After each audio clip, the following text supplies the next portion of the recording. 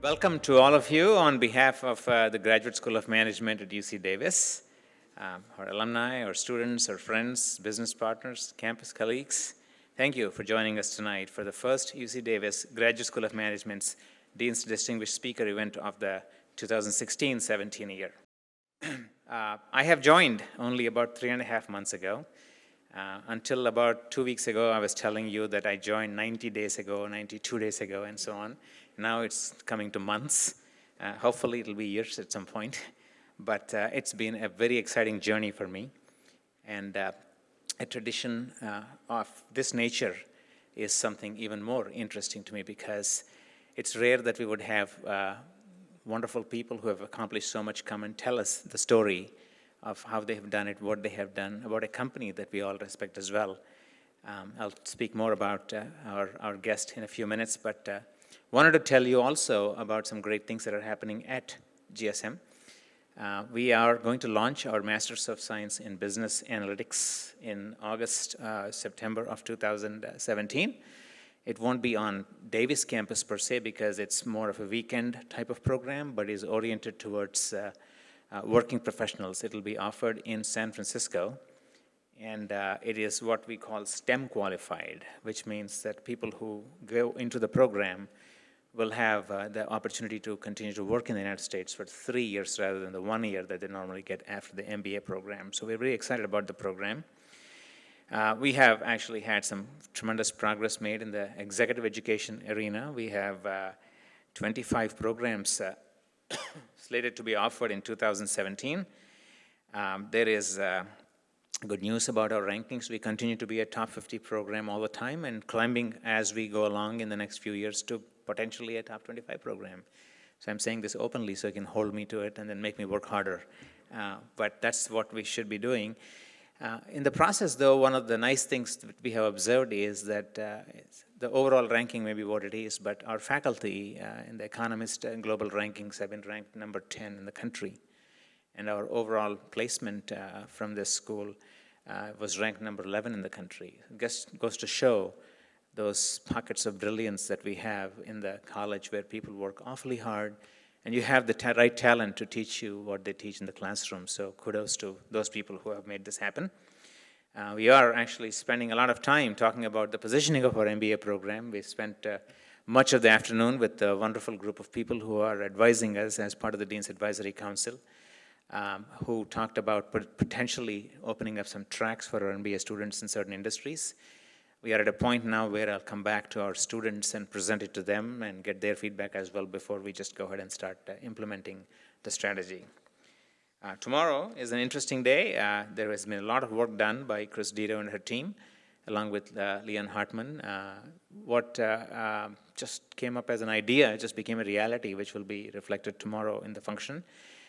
So a decision was made to go around and see if we can have our alumni come back to us and offer internships to our students. And as we reached out to alumni, the generosity of those alumni has been more than surprising. It's been just so heartening to go through that process. I think a third of the first-year class will have their internship done by tomorrow, which is just an unbelievable statistic for GSM. So we're very proud of that and thankful to the alumni who've made that possible. And tomorrow is when this will happen. Now, coming back to tonight, we are pleased to have Matthew Johnston, CEO of HM.CLAUSE, as our distinguished speaker.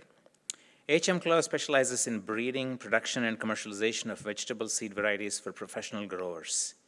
Created in 2008, HM.CLAUSE was merged with Clause Vegetable Seeds in France and Harris Moran Seed Company in the USA into a business unit as part of Group Limagrain, an independently owned cooperative run and operated by farmers. It's a very different business structure from what you guys have been looking at in classes in the business school, so it'll be very interesting to learn more about this structure. HM.CLAUSE is one of the top 5 vegetable seed companies in the world and has a culturally diverse workforce of over 2,200 employees globally. With over 2,000 varieties in more than 20 vegetable crops, HM.CLAUSE breeds vegetables for global markets and farmers markets in more than 30 countries.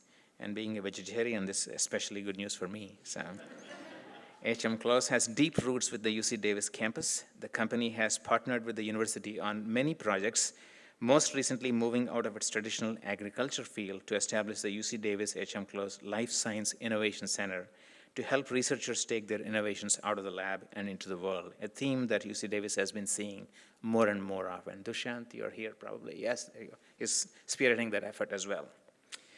They have deep relationships with the Seed Biotechnology Center and Department of Plant Sciences, and the UC Davis Office of Research honored HM.CLAUSE with this year's Innovative Community Partner Award.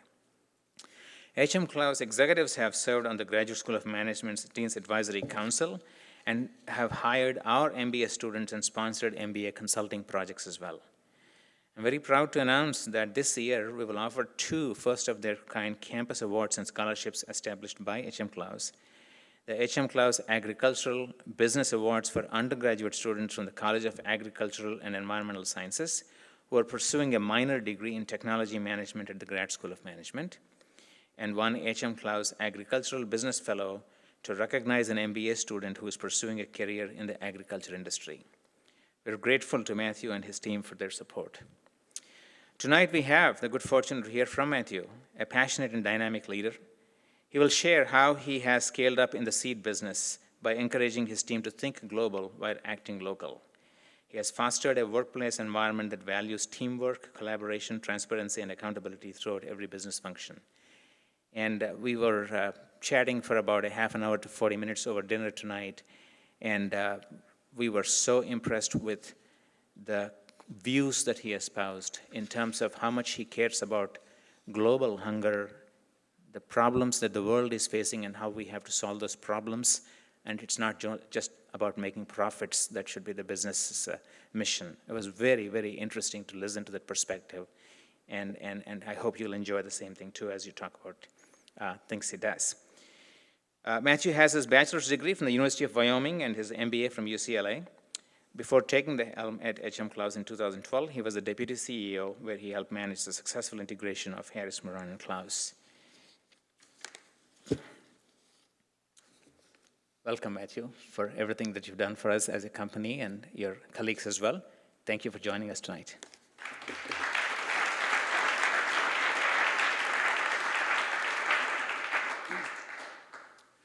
Thank you, Dean. Can you hear me in the back? Okay, this is working. Thank you, Dean Unova. It's a real pleasure to be here. We've been working with UC Davis for a long, long time, and up until several years ago, it was primarily around research. And so every seed company and most of the agricultural companies that are here in and around Davis have that long-standing affiliation. And I think our company, if you're familiar at all, we have a research station out on Mace Boulevard where we operate a farm and a research station on a couple of 100 acres of land. So we typical farming research. And that dates back, I think, to about the 1950s with one of the legacy owners of our company. So we go back a long way with UC Davis, but it's only been in very recent years that we were able to begin to collaborate and get to know the Graduate School of Management. And I regret that it took us 50 or 60 years to do that. And one of the reasons I regret that is because the affiliation, the association, and the interaction that we have had and the things that we have benefited and received from that association with the GSM have really been wonderful for our company. And it's not only the young people that we might have been able to attract and hire from the school, but just the interaction and the opportunity for our people to be so close and have the opportunity to exchange and have that intellectual stimulation that occurs on a university campus that doesn't always happen inside our four walls. We're grateful for that, and we encourage our organization and our colleagues to make every effort and take advantage of every opportunity to continue that collaboration. When we look at the makeup of the students and the people attending the GSM, and I mentioned this over dinner tonight, it's very exciting and it's very impressive to see the level of diversity and the various backgrounds and places from which you're able to attract people to come here and study. And these are people that can choose to go many, many other places. And the fact that when we look at the makeup of the Graduate School of Management and see the diversity that you have, you should be very proud of that. And I'm sure that you're all going to take advantage of that. We're a company that values diversity. It's really important for us as an organization, and I'll try to touch on some of the reasons why that's important to us. It's not a corporate social responsibility initiative. It's how we do business. And so we value and we appreciate when we see it in other places. I was asked to talk tonight when we came up with the theme that we're going to talk about. We settled on this notion of scaling up in the vegetable seed business. And I was, through the week, ran into various people in the hallway at the office, and a few of the comments from people and the questions they asked, well, okay, what is this you're going to talk about? It tended to be the standard, well, we're going to talk about standard processes and maybe some accreditation of our laboratories and facilities, and how do we roll out our ERP systems so that we can have the same methodologies around the world. And what I told several people is, you may be surprised at the kinds of things that I may talk about when I think about the scalability of our business. And it's another perspective that I hope we'll leave you with that may encourage a little bit of thinking, especially those of you that are at that point in your lives where you're in the program here and either going to finish this year or will next year, and you begin to reflect on the things that you're going to do and the things that you're going to pursue. So I have two real objectives here tonight. First, I always take the occasion to shamelessly promote our company and the things that we do, and I won't let you down on that point. But the other thing that I want to do, and we tend to like to do this when we have the opportunity, is I want to talk a little bit about the context of our business and our industry and the space that we're in. And for those of you that are either studying, whether it's in the Graduate School of Management, maybe people from other colleges or other companies and space, or even my own colleagues from HM.CLAUSE that may be here tonight, I want to challenge you to the issue, which I consider to be one of the very important issues of our time, of how we're going to feed the planet in the next 35 years. And that's not the purpose of my talk, but I'm going to take advantage of this to mention and to discuss. There are going to be 9 billion people on this planet within another 30, 35 years. That's 2 billion more than we have today. And we already struggle with feeding the 7 billion people that we have today. So that question of how you're going to feed the next 2 billion is a really, really important one. In addition to that, global economic growth is projected at roughly 3% a year over that period of time. And there's a lot of talk and a lot of speculation that might actually lead to nearly eliminating what we call absolute economic poverty. And why that's important beyond the norm, but for us, why that's important is as people move from absolute poverty to something better, and if they move from something better to something even better, the first thing they want to do is eat better. They don't start thinking about buying a Mercedes-Benz till much, much later in the cycle. And so as we have to think about feeding that incremental 2 billion people, in addition to maintaining our nutrition and health standards for the 7 billion that here, we also have to think about the entire world having a better economic condition, and that will lead to a demand for better and more food. which places even additional burden on our food systems. To feed those 9 billion people, it's estimated we're going to have to produce about 70% more food in the next 35 years than we do today. And we're only going to expect to increase the amount of cultivated land by 5%. And then on top of that, we're going to expect to have diminished resources from which to grow that food. And that's true whether we speak about water or fertilizer or other crop inputs. So you start adding up these layers of challenges on us, and my challenge to you, and those of you who are in that generation that are coming out of school, whether it's the College of Agriculture or whether it's the business school, these are going to be fundamental challenges that as a society, your generation has to solve.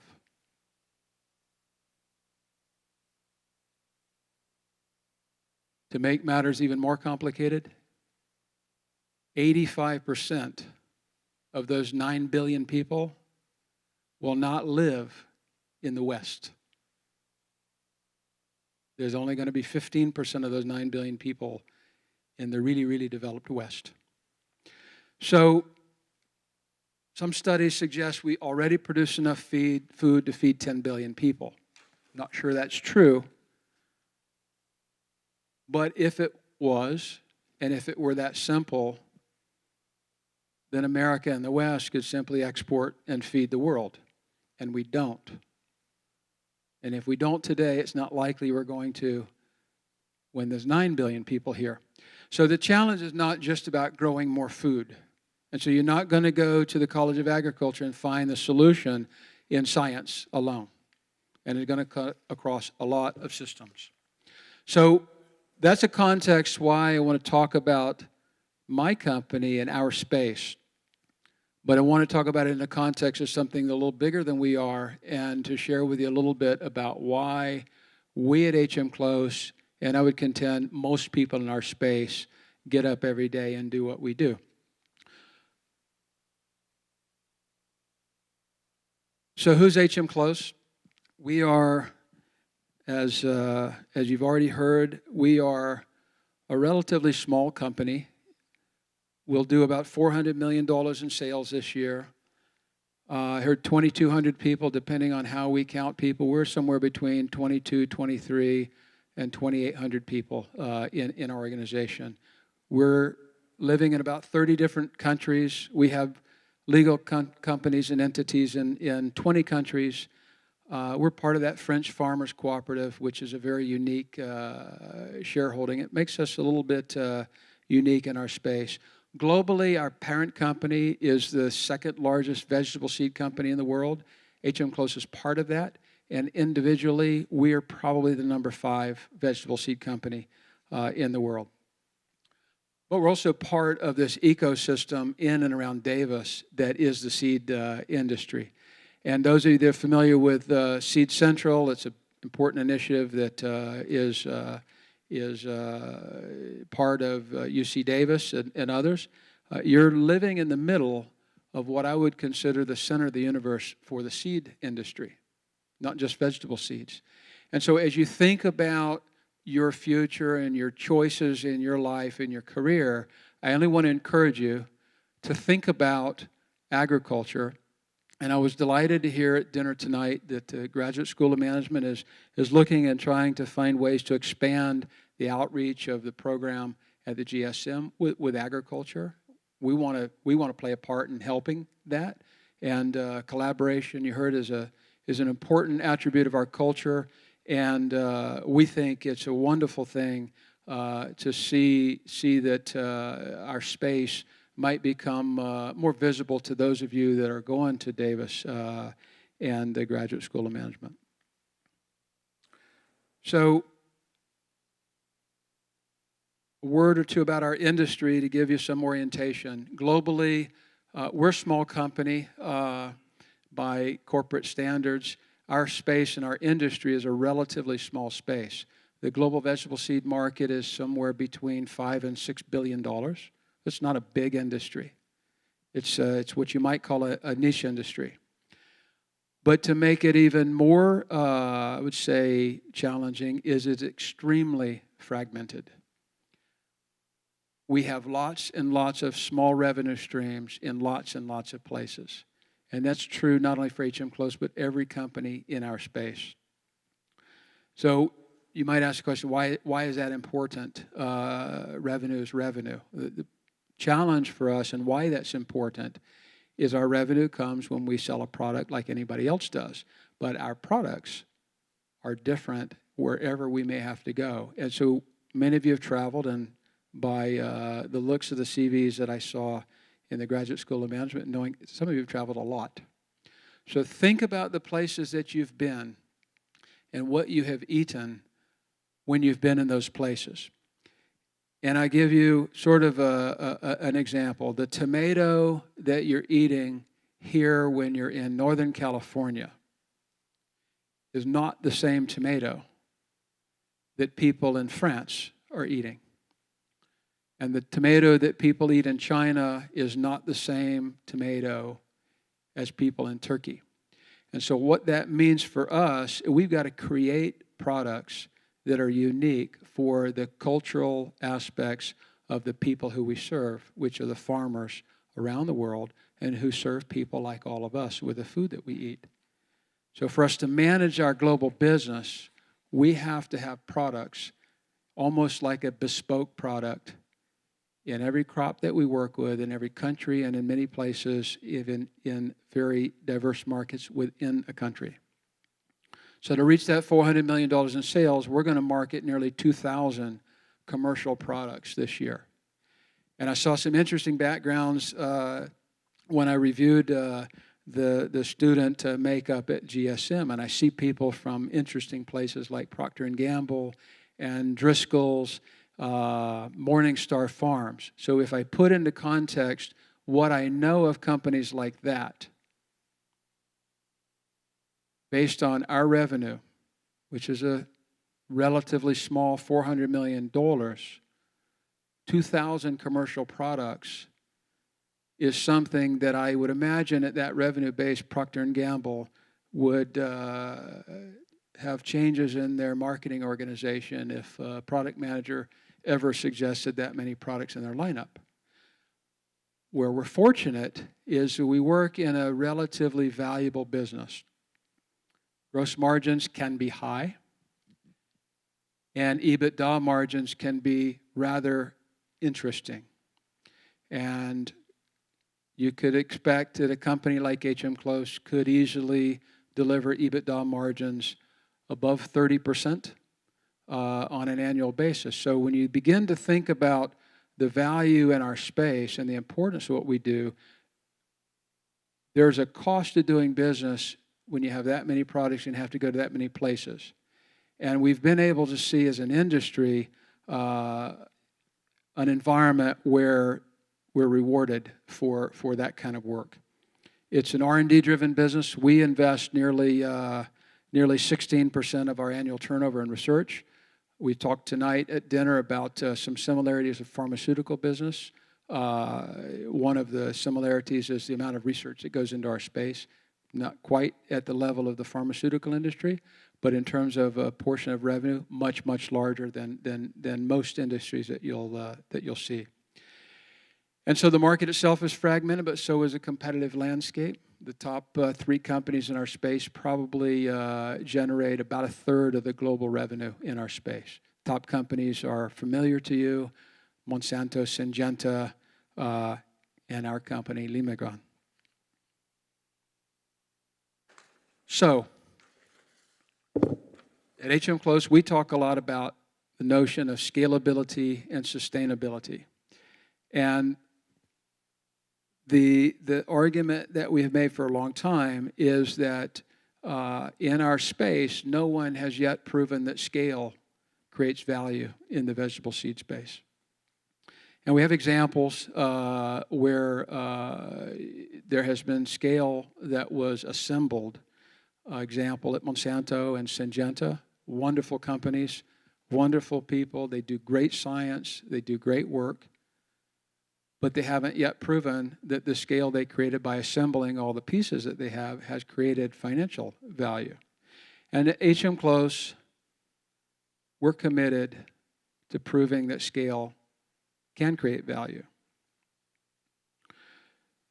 So when you saw the title of my talk, now go back to some of the hallway discussions I've had this week. I'm not here to talk about scalability by leveraging principles that you're probably studying here at the Graduate School of Management. Those are really important, and we do things like every company does to find efficient ways of working. But it's my contention that rolling out standard processes and common ERP platforms, ISO certification in the areas where it's important are necessary, but don't necessarily lead to scalability that creates value. So in an environment where you have a really, really fragmented market, you have really, really fragmented products and product requirements from your customers, how do you scale this when you've got so many small revenue streams in so very many places? We have a statement that we use, and you can call this our mission statement, but it's to build trust with our farmers throughout the world by providing quality and innovative vegetable seed products that meet their unique and local requirements. Now, that may sound fairly innocuous, but it really speaks to the need that we have to be able to deliver a product to them that is built for their specific needs. And I think this is key to the scalability of our company. And how you get there may be different from one country to the next and from one company to the other. Our company chooses to build that value proposition around the notion of trust with our customer. And another line of discussion we had at dinner tonight was, in this whole world of differences in our space, we sell seed in more than 100 countries. We have employees in more than 30. Biggest country of revenue for us is the United States, and it's less than 15% of our turnover. So there's not a single place on earth that we can say, if we win here, if we're successful here, it will carry us everywhere else. We have to be pretty good everywhere we go, because nowhere we go is big enough to sustain what we do. And so one of the things that we see with all the differences around the world in language and culture and products and horticultural practices and market needs, we consider our customer to be the farmer who plants our seed. And we see a lot of similarities around the world with farmers. They have a lot of differences, but there's a lot of common traits with farmers around the world. And so one of the ways in which we attempt to build trust with our customer is we recognize and respect and appreciate the fact that a farmer is a very independent, entrepreneurial business or business person.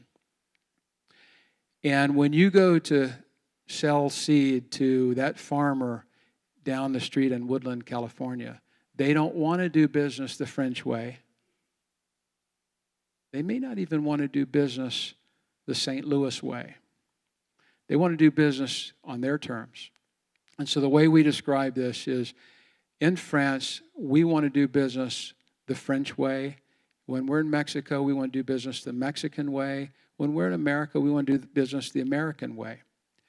And that, in addition to the highly fragmented product offering that we have, really creates a lot of stresses on our organization.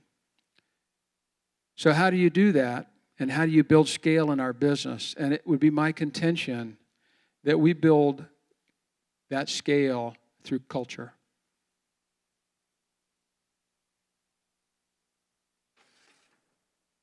Which is not a simple thing to do.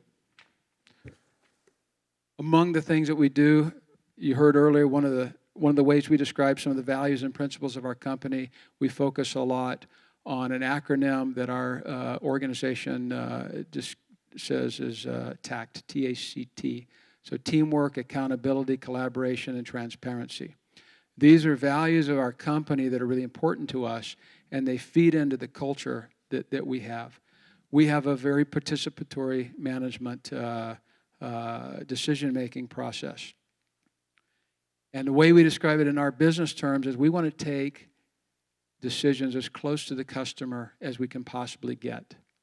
And in a company like ours that's global, you can't do everything in front of the customer. So we've got to be clever about the decisions that we can take locally and those that we need to take somewhat further upstream.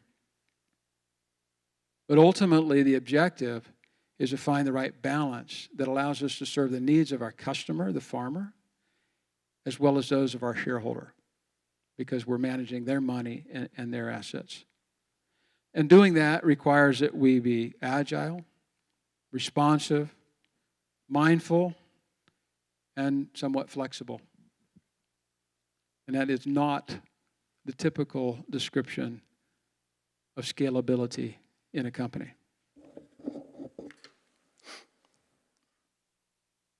So we've got a global approach to managing our business. Some of our crops are global. Some of them are very, very specialized and very, very local. And so our global approach is really intended to try and leverage our people and those products or programs that can be globalized, or good efforts can be leveraged across more than a single market. We can't duplicate every function in our company, nor every activity, and nor every task. So we got to find those leverage points that we can use to create that scalability and the sustainability of our business. So examples would be one that's close to home. We can't duplicate our work in molecular biology every place where we have a research station. So those are the kinds of things that we need to leverage and build in a common place. Several other aspects of research would be other examples. ERP platforms. We work on common IT systems around the world. So the things you're going to find in any organization. But we've got very specific and significant differences in those product requirements. And those often require different kinds of decisions, different kind of efforts locally. Hence, we have this notion that you see and read in all of our materials in our organization. We've got global reach and local touch. So from a perspective to those of you that might think about our space or our company, what does HM.CLAUSE have to offer? And what would that look like?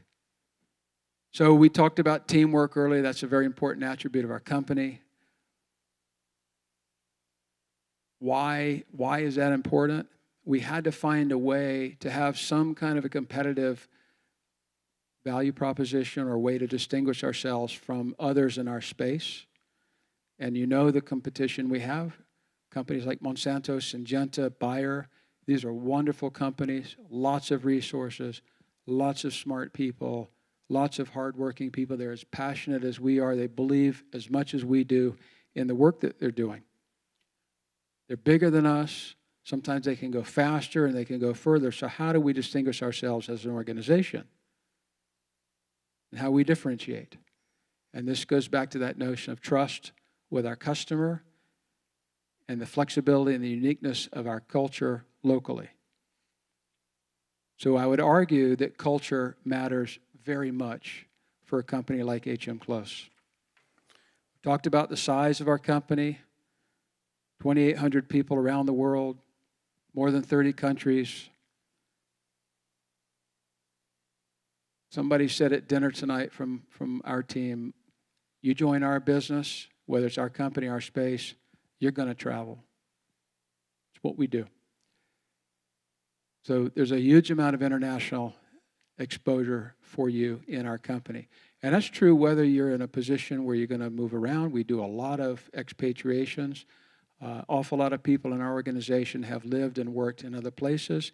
Many have worked in a number of places. We do short-term assignments in places because not everybody can move and go live in another country. But often many people can go stay 6 or 8 weeks somewhere, and we do a lot of that. We travel incessantly. I can't think of another industry that travels like we do. And when we travel, we really see a place. This is not consulting practice when you travel to a place, you land in the central city and you go from the airport to the convention center or the hotel, you do your meeting, you go home, and you tell everybody, I went to Turkey. It's not what we do. You want to see a country and you want to see a culture, go see their food. And this is when you really begin to see what the world is like. And what that leads to and what we look for, and all this builds up to how do we scale this organization? It's through what I would call cultural competency. And we need people with curiosity and interest and appreciation for the diversity. So to go back to one of the points I made at the very beginning, when I look at the makeup of the people who are choosing to go to the Graduate School of Management at UC Davis, I'm thrilled to see the kind of diversity that you have in this organization. That's already a great starting point, and I'm sure that many of the people coming out of the GSM already are culturally competent. And I would encourage you, in a world that is shrinking and maybe struggling a little bit with this notion of a global environment, and at a time and place where so many people are frightened and thinking about turning inward and keeping people away from what we do and not letting others in, this notion of cultural competency, in my opinion, is very important for us as a company, but it's also very important for us as an industry, and I would argue very important for us as a society. So I want to close with just a couple of comments around the complexity of our business. It's a really complicated business. It's not rocket science. It's not more difficult than any other space. But one of the things, if you seek an environment and an industry that is really complicated, for a little $400 million company, we have a lot of moving parts. And that can be very exciting for people who have an interest in trying to challenge themselves and work in a really unique space. We have our challenges like everybody up. Scaling up is difficult. How do we leverage the diversity that we have in an organization? And how do we retain the agility that we may have today as a $400 million company, but how do we retain that as we get bigger? So today we're a Franco-American company. Our roots are in France and the United States. But we're moving very quickly to a much broader base than that. 1/3 of our people are in Europe. 1/3 of our people are in the Americas. And 1/3 of our people are across Asia. In our management of the organization globally, nearly 1/3 of our people around the world are not French, and they're not American. And 8 years ago, when we started this project called HM.CLAUSE, you could not say that. So it's very exciting to see that evolution. We're seeing our company scale up. We have a long way to go, and we need help. So to summarize how we scale this organization up, I think we have to be culturally competent, and we have to nurture and develop that global reach with our global touch. So I thank you for your time and appreciate the opportunity to be here tonight. Thank you.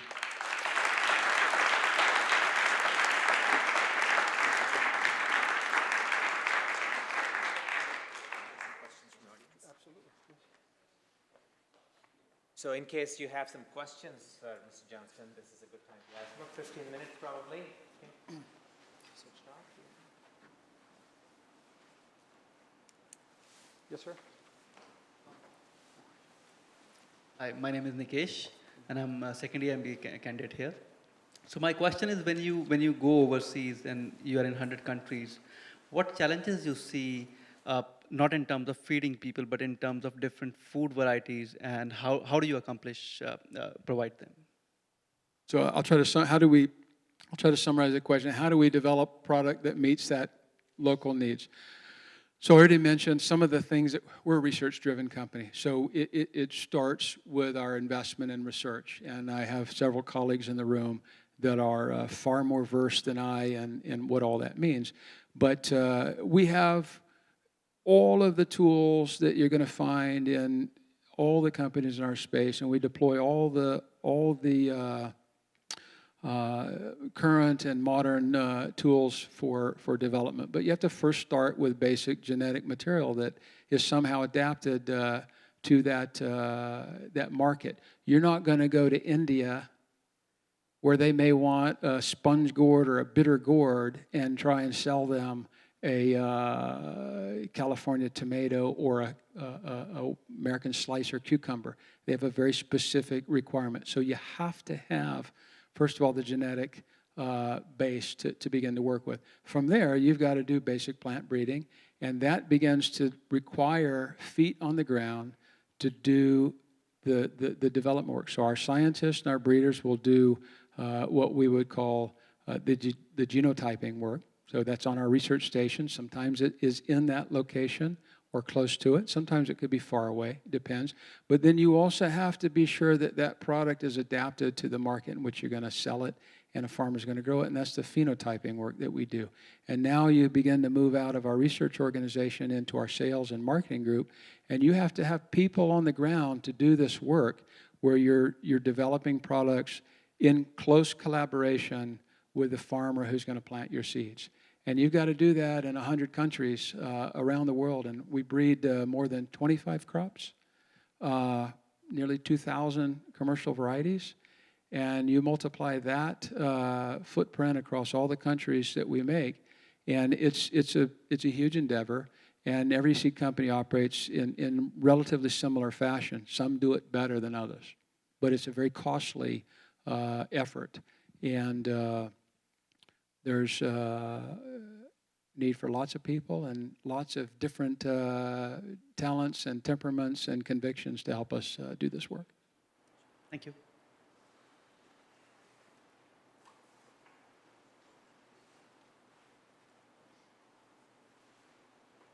Hi, Steve Stearns, first year MBA. Thanks for being here today. I was just wondering what your opinion is on how, what's the future of GMOs in terms of feeding the world, and how big of a role transparency will play in that sector. Thank you. Okay, so you ask a very broad question, Steve, and I'll try to. I may not give you the answer that you would expect. We had a little bit of discussion about this over dinner tonight. First of all, I think I would encourage that you look at that question not only on the merits of is a modified product helping or hurting, or is it needed or not. The science that we do in genetically engineered products is very specific, but like so much of what we do, it's a very iterative process. And what we're doing today in that space is not what we were doing 20 years ago. And there's those of you in this room that know far more in this field than I do. If I go back to the opening comments I made to try to provide a little context, we struggle to feed 9 billion people today. We're going to struggle to feed the next 2 billion. I would probably argue that the genetically engineered food that we're producing today is probably not doing all that much to feed 7 billion people. And some in my industry might criticize me for saying that. But you're not using those products in Europe for the most part. They're only beginning to arrive in China. They're not yet in India. They're certainly not in Africa. So it's the developed West that's largely using those products. And when you speak about corn, it's mostly going to produce animal protein, which is largely consumed in places like the United States and the West. So I would beg to differ that that's actually doing much right now to help lift that family out of a chronic malnutrition state in the undeveloped world. However, I believe in the science, and we believe in the science, and we participate in that space. And if we are going to feed this world. And if we're going to help lift those people out of chronic malnutrition and poverty, we probably need to go through all the iterations that the science will go through to provide products that are going to help them. I don't guess that you're going to feed everybody with genetically engineered products, but my guess is there's going to be an awful lot that's learned as we go through that progression. And whatever we're doing 25 years from now is something different than it is today. And I think the opposition to modified foods and genetic engineering is not so different than the opposition that scientists and science have faced for all of time. And at the same time, I think it's good and I think it's healthy that we face the challenge and some level of opposition to be sure that the things that we do have gone through sufficient scrutiny and enough oversight to be sure that the things that we do are the right things. And we're not going to get it all right. And then the final comment I'll make is maybe a little more provocative. This debate that's raging around genetically engineered foods is happening in places where I would say, in my description, we're fat, dumb, and happy. It's a bunch of rich Westerners who have the luxury of trying to decide what we should or shouldn't do. And I'm pretty sure that family in that developing country who spends every waking moment, the time they get up in the morning till the time they go to bed at night, I'm pretty sure they're not thinking and worrying about, is the seed I plant an engineered product or not? Is the seed that I plant an organically produced product or not? They're worried about feeding their family. And so what I would hope and what I encourage, and those of you that are in that place in your lives where you're really thinking about the mark you're going to make on this world, is we need to think about how we're going to feed those people. And we consider in our company, it's not our place to decide who eats and who doesn't. Our place is, in our company, is to do everything we can to make sure that people have an opportunity to advance and develop. And I think this debate around genetically engineered foods is really, really important. And it's complicated, and it's not simple. And everybody has good intentions with the debates that they have. But we're going to have to find a way to take it to an outcome that's meaningful for everyone, not just the 20% of the planet who lives with a roof over their head, plenty of food to eat, and education for their children. And I think that's the challenge for us. So when I go back and talk about this notion of cultural competency in our company, I think it's important for us in all sectors and all spaces, because we've got to be able to look at some of these questions through the eyes and standing in the shoes of the people that need something that they don't have today. And we may not have the answer yet, but we're all going to have to work to find ways to do it. And we've got to find a way to engage them and bring them into the decision-making process, rather than us sitting here in the West telling everybody else what they need and what they should do. So, sorry to be somewhat provocative and political about it, but that's a really big question, and I don't find I can give a single answer to it. But I will encourage you to think about it and develop your own perspectives and your own curiosity around the question 360 degrees. Thank you. Yes, sir.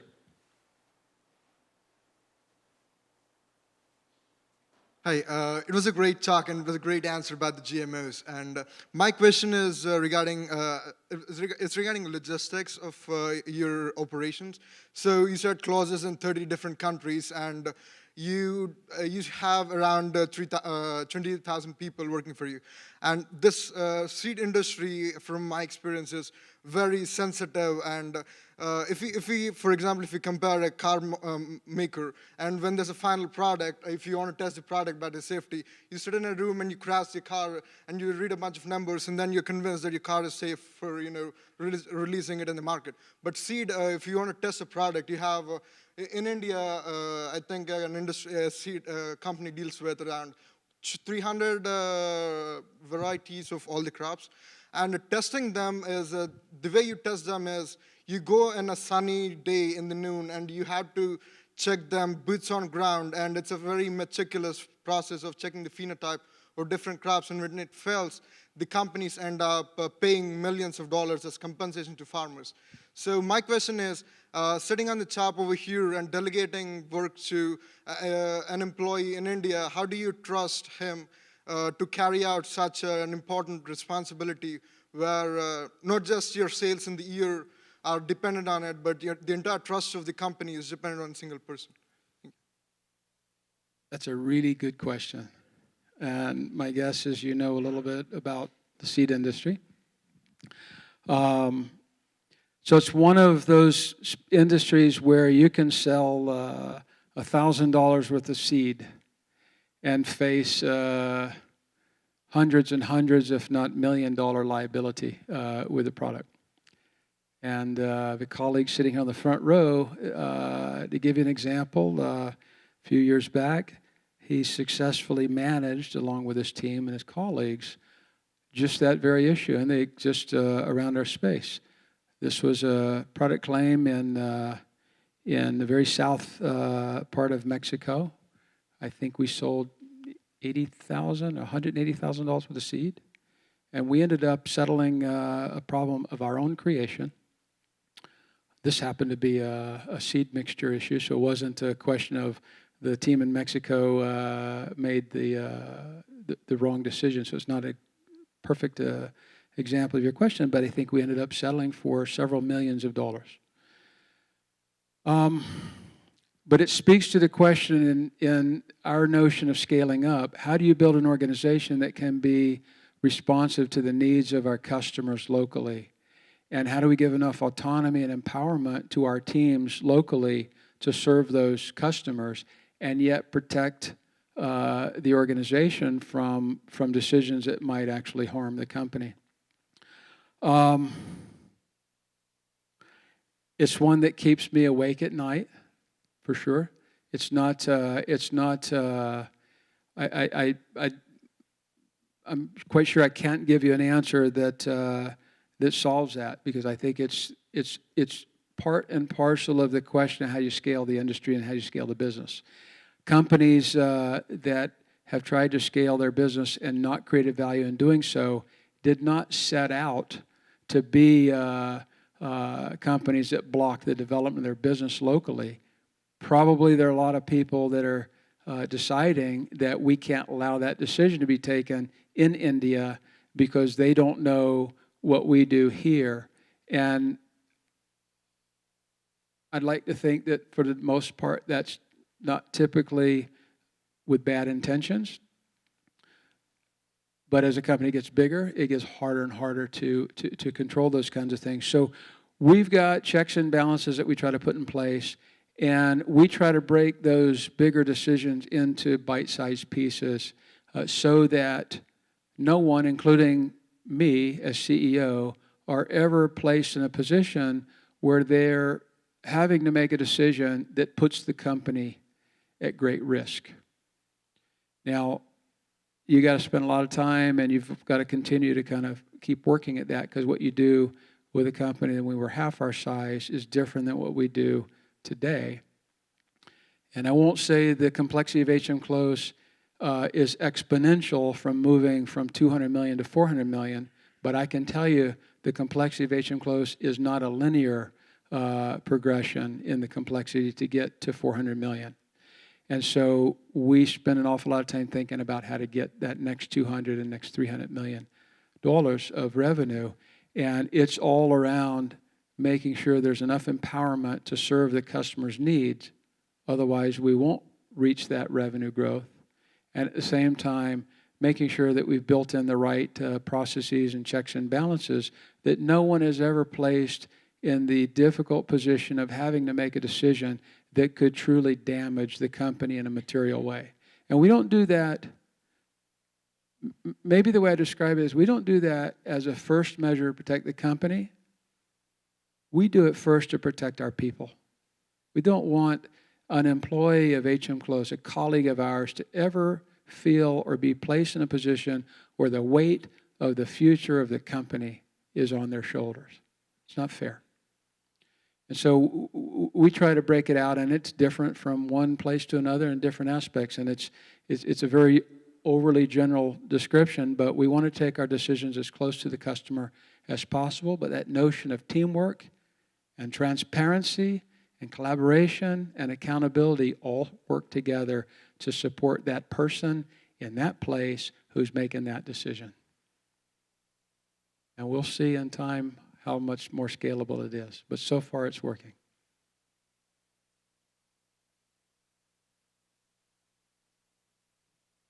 I'm an alumnus.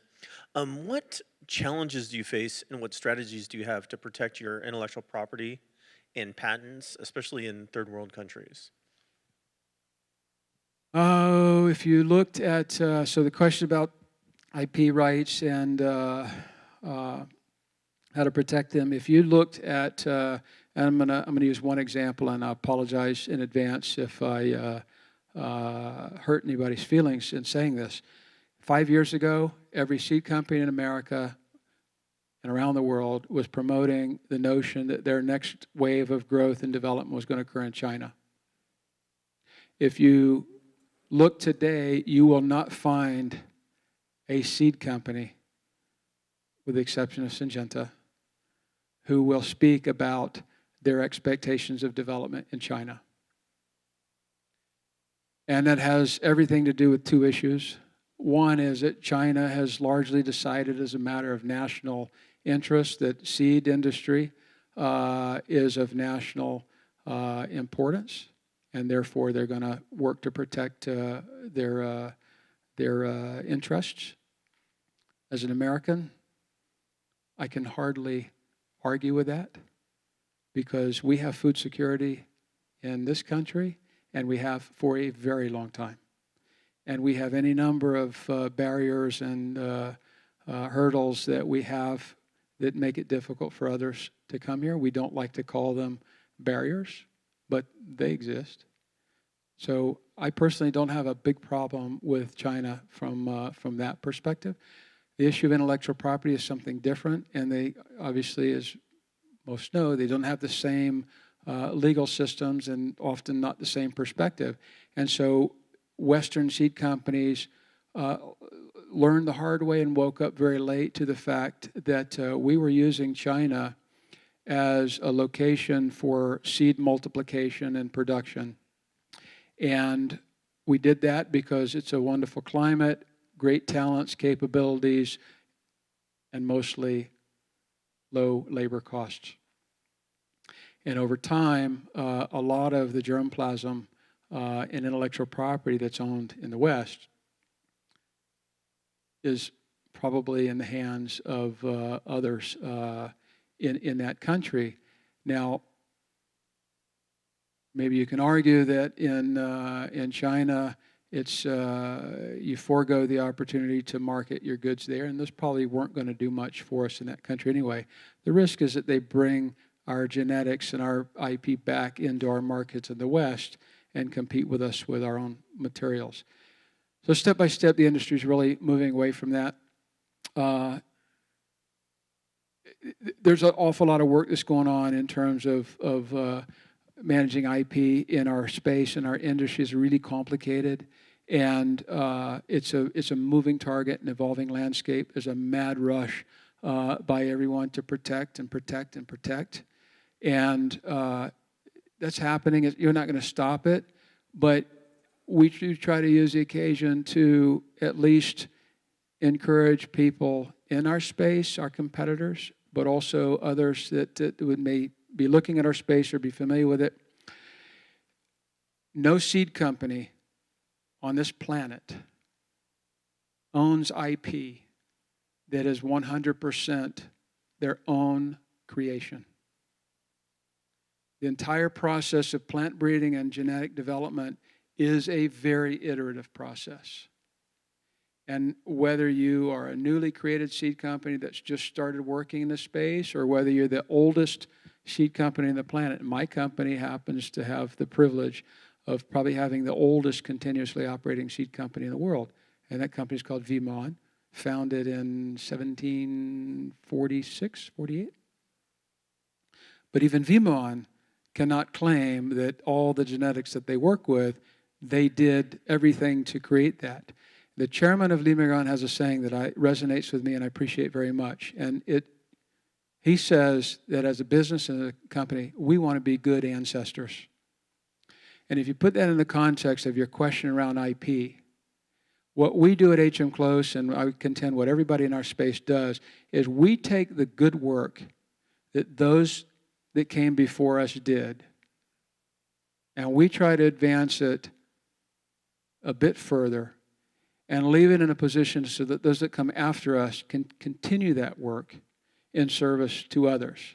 And so this whole notion of intellectual property, it's a bit like, I used this example over dinner tonight, it's a bit like the developer that bought that beautiful large parcel on the ocean and built their development, and now they want to protect the seaside and prevent development on the coast. They got theirs, and now they don't want anybody else to have it.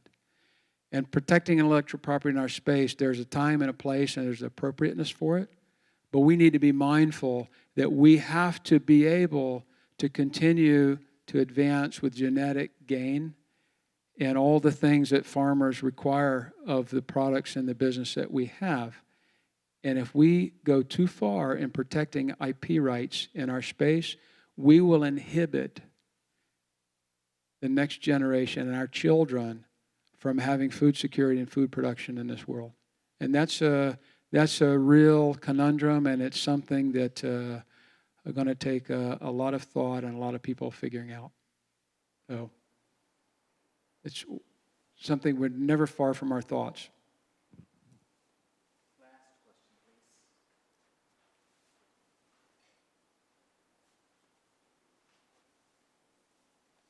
Hi, Tyler Boroff. Thank you again for coming out tonight. One of the things you said was really interesting is you don't want to be a company that says who can and who can't eat. You want to be able to provide everyone that opportunity. A problem, at least in America, and I don't know if this is prevalent in other developed Western countries, but there's a lot of food that goes to waste, and a lot of that comes from regulations that are placed either on the growers and oftentimes in grocery stores as well, where food that's still edible and still has actual nutritional value, they aren't legally allowed to pass that on to people who might need it.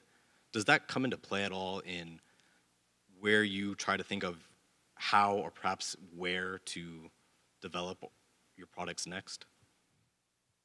So the question around food waste is a really good one, and one of the things that we cite as statistics a lot is there's that school of thought with people that will argue that we already grow enough food to feed the world, but for the waste. The problem is, we throw a lot of food away. If you look at the statistics, information around food waste, it's a rich Western country problem. There's going to be food, anytime you have a perishable product, you're going to have spoilage. And that's true in a developed country, but it's also true in a developing country. But when you look at the data, you will see a very disproportionate level of food waste in developed nations, and probably not an optimal level of food waste in undeveloped countries. Otherwise, they wouldn't have some of the challenges with famine and hunger that they do, and certainly nutrition that they do. But it's a Western problem. But even before you see it at the retailer, if you saw the amount of, in fruits and vegetables in particular, if you saw the amount of waste and spoilage and non-marketable product that never makes it into the channel, you'd be astounded. And this has a lot to do with our standards. We buy with our eyes, not with our taste or our nutrition. And we're fortunate enough to be rich enough where we can throw away probably 2/3 of what we produce. In the end, it's all part of the economic cycle of our country, and I'm not sure that in itself is such a terrible tragedy. Yeah, we could probably grow less and use fewer inputs that might be available to somebody else, but I don't think you're going to regulate your way through that. I think it's going to be an economic cycle that forces that. Average person in America won't eat a tomato that has wind scar or cat face or blossom end rot, even though the rest of the fruit is perfectly edible. And this is a luxury of a rich Western country. So I don't know the answer to that. What we do in our business is work on plant breeding that adds more shelf life, more shippability, longer time that can stay on the plant before harvest. And so we're all working on those kinds of things, but I'm of the opinion that you're going to solve that, and it's just going to, in the end, they have to harvest the crop, and it's going to go into the channel, and you're going to have the same waste. So this is more of a societal issue than a scientific or marketing issue from my perspective. Dr. I really appreciate the time tonight. Thank you.